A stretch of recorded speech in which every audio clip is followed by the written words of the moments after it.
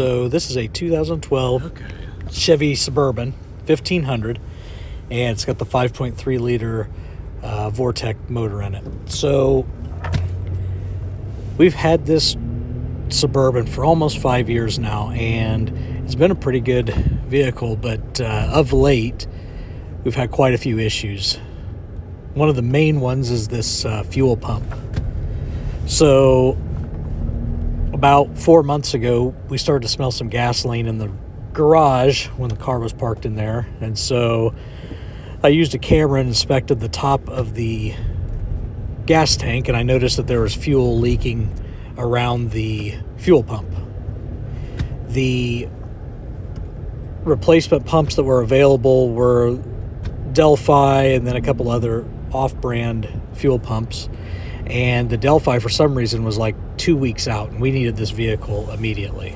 So I just ordered the first one that was available on Amazon with next day shipping. I think it was like $75.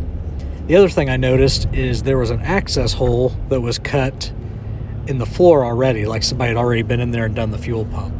So I decided to order the cheaper fuel pump because of time, and I regret that because I had it in for around 2 weeks and the fuel tank pressure sensor went out. So luckily I'd kept my old pump, and I stuck the old fuel tank pressure sensor on, and that got us by.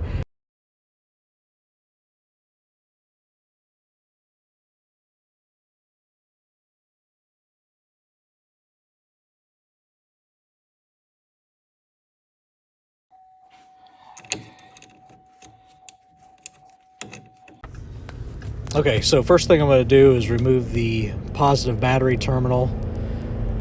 That way we don't have any type of electrical issues plugging or unplugging, since we're going to be around fuel. And then I'm going to get into opening up the hatch that was made on the floor of the Suburban.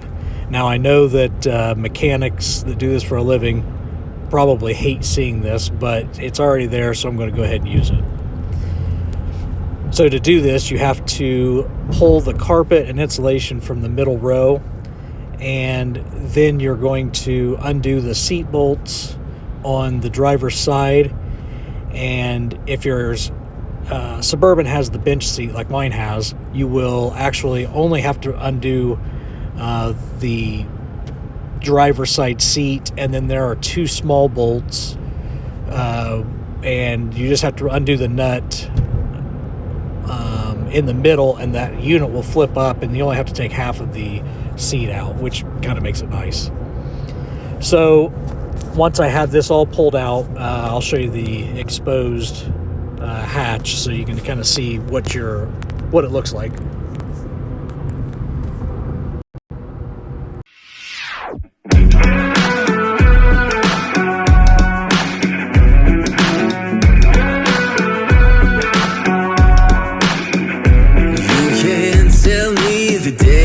Stacked. You can whisper behind my back. You can show me how the odds are up against me all day long. But I've been through the fire and come out alive, and there's no more fear in my eyes. Oh, now I'm rising, and you can't bring me down. You can't stop me now. Can't stop me now. Too far for you to tie him to the ground. You can't stop me now. Can't stop me now. Set my sights on where I'm going at, and turn it back around. You can't stop me now. You can't stop me. All the blood, sweat, and sacrifice. The dearest price. There no shortcuts here for destiny. I'll take the long way proud. Oh, I know what I've earned, and now it's my turn. Lighting the fuse, let it burn. My time is rising, and you can't bring me down. Can't stop me now. You can't stop me.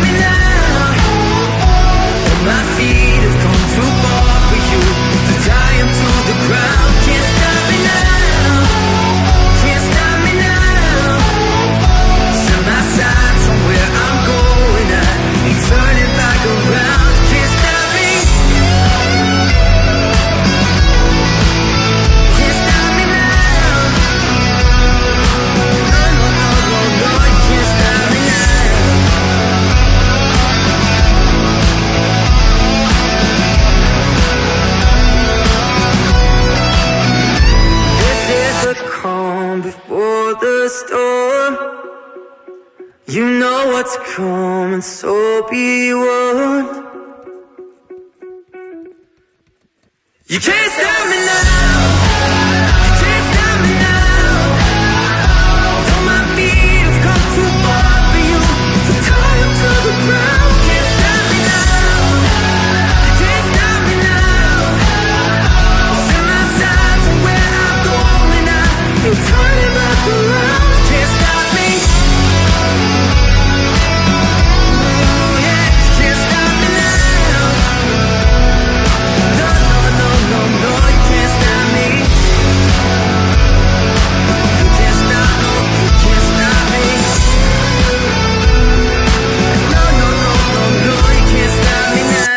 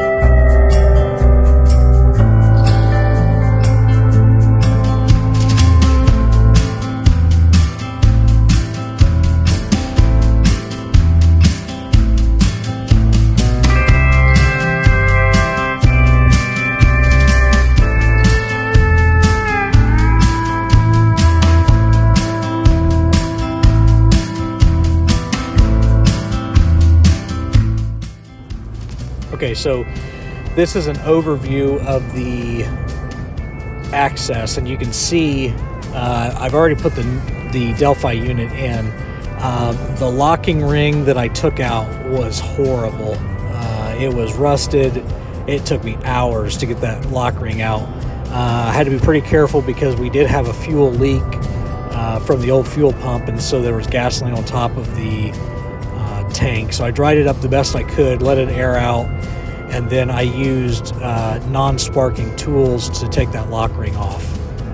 Now this time around the lock ring was much easier because I had put a new one on. It came right undone, and the fuel pump went right in. Now keep in mind that in the tank there is a hose that has to be connected to the fuel pump, so you'll need to disconnect that, leave it in the tank, and then remove the fuel pump. Then make sure you hook that hose back up to the fuel pump when you put it back in. So the retaining clips for the fuel lines are plastic. You do have to, what I used was a flathead screwdriver and a pry bar, and I got underneath and popped the tabs up, and then I was able to get underneath the clips with my finger and then pull them up. Now when you remove the fuel lines, there are two O-rings and a spacer. So it's an O-ring, a spacer, and then an O-ring, and that's on both of the fuel lines. And you want to make sure that you inspect those and make sure you use the fuel safe O-rings that when you put those back together, if you have to buy them. I think I bought mine at O'Reilly's, and I bought a kit that had all the different sizes, and I just went ahead and replaced them, so I didn't have to replace them this time because it wasn't very long before I had to do this job a second time. You're going to plug in your fuel sending unit and the fuel pump to the top, and then really all you have to do is, in this case, all you have to do is put your hatch back down, and I use reflective foil tape to put it back down again because it seemed to work for the last person. So I foil taped everything back closed, and then it's just a matter of putting back the carpet, insulation, bolting your seat back down, and then attaching your battery cable, and then that's it.